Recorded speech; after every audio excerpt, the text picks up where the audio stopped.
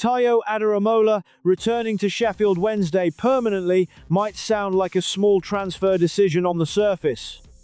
But for a club trying to recover from relegation, these are exactly the moments that shape whether a rebuild actually works.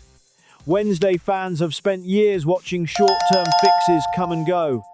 So when a player settles quickly, understands the pressure and gives the side balance, supporters immediately start wondering whether the club can afford to let him disappear again.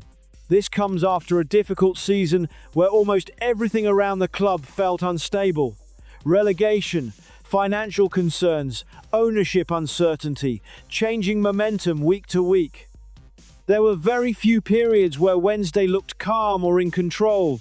According to reports from the Wednesday Word, Sheffield Wednesday are monitoring Tayo Adaramola ahead of a possible permanent move this summer. And you can understand why Henrik Pedersen's staff are interested in keeping some familiarity inside the squad. Because Adaramola gave them something simple but important: energy. Modern fullbacks aren't just defenders anymore, especially in teams trying to rebuild confidence.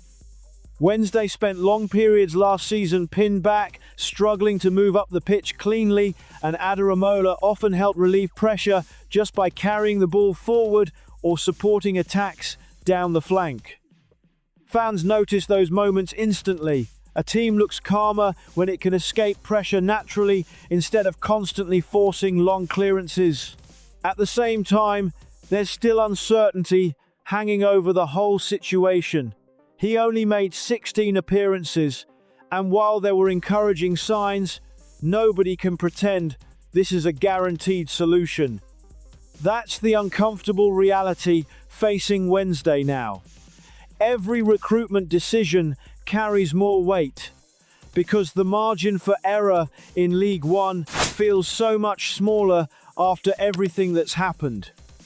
If the club gets these choices wrong again, the rebuild slows down immediately. You could see during parts of last season how fragile Wednesday became once games opened up. The defensive shape stretched too easily, transitions became chaotic, and confidence drained from the side quickly after setbacks. Adaramola helped stabilize some of those moments because he brought athleticism and recovery pace.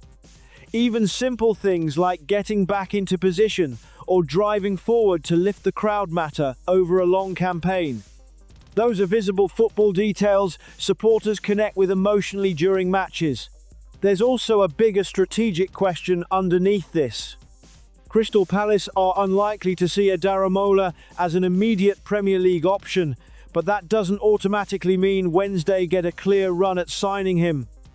Other clubs will look at his age, his physical profile, and his championship experience and see potential value there.